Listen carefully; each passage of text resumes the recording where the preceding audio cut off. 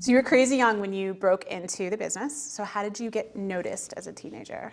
I started going to science fiction conventions when I was a kid, and I saw that they had an art show, and I didn't realize that fans could display their work at shows. And I said, well, I'm going to do that. And I went home and I got a bunch of art I'd already done and stuck it in mats. The next day I put it in the art show and everything sold.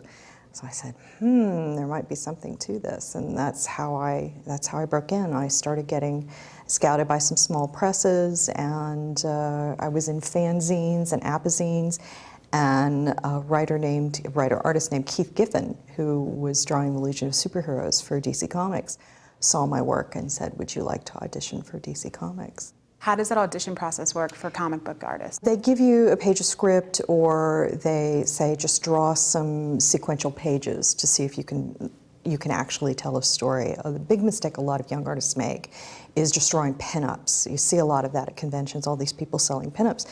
They're not necessarily really cartoonists. A cartoonist has to be able to tell a story with pictures the way a storyboard artist would. And a lot of people can't do it. They think they can do it, but they're not necessarily very good at it. And a pro is going to know. They're going to look at your stuff and understand whether or not your storytelling is up to snuff. You can have a nice portfolio with beautiful pages in it, but how do they know that it didn't take you weeks to do a single page? You've got to be able to do a page in about 10 hours. So can you do it? That's the test. So when you were younger, you were a DC girl? Yes. I know you've worked for pretty much everybody. Yeah. Do you still have any favorites? Oh gosh, yeah. I'm a big fan of Legion of Superheroes. I used to have a crush on Element Lad. And for about, other girls got, crushes on rock stars, and I did too, but I used to get crushes on superheroes. And now that Jason Momoa is playing Aquaman, that doesn't hurt. Doesn't hurt. At all. Not a bit. It was so notorious for getting crushes on superheroes that for like 20 years solid, whenever Element Lad had a solo story or a pinup, DC Comics would hire me to draw it. It was it's hilarious. It's like the industry joke. But yeah, I was a big fan of the Legion of Superheroes, and getting to, you read these books as a kid and you think, wow, I got to draw this. How fun is that? What a great job. Yeah, it makes me so happy to get to do that. Have you ever had a time where you're teamed up with a writer and their methods or their story isn't really like meshing or aligning with the story that you're trying to tell? I don't actually have a problem working with writers at all. I've worked with a couple of amateurs who do not understand, or well, they're newbies, I should say, who do not understand how to write comics. You get a lot of people who are into screenwriting and don't understand that they're dealing with pictures that don't move, so they will ask you for a close-up of a car going over a cliff and a man looking in the rearview mirror at the car behind him as he's going over the cliff, blah, blah, and he wants it all in one panel. Or like, excuse me, you just asked for an entire page or two-page sequence and you've given me one panel. That can be a problem. I've only run into that a couple of times. But I did work with Alan Moore, who was the creator of Watchmen, League of Extraordinary Gentlemen, and From Hell. And he's well known for writing extremely detailed scripts that can go 1 or 2 pages for a single panel.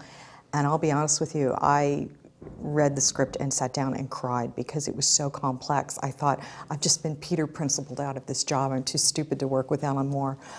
So it took me a little bit of time to figure out his process and then pare it all down and figure out what I needed to do. But he was the hardest writer I've ever worked with, but he's also one of the best.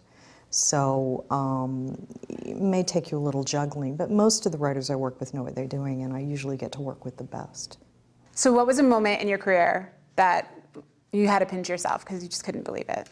Probably the first thing was getting to draw Beauty and the Beast movie adaptation for Disney. Having them call up and ask me out of the blue, was very surprised, couldn't believe I was even on their radar. That was really, really cool. And of course the movie was huge. I mean, yay. And I think the book sold like 3.5 million copies. How great is that? But I think the all-time career topper was getting to do Stan Lee's life story. I don't think there's anything better that I'm ever going to do that is going to be more of a squee moment than getting to draw Stan Lee's life story and getting to go in his office and have him thank me and get the hug and stand next to the Spider-Man statue and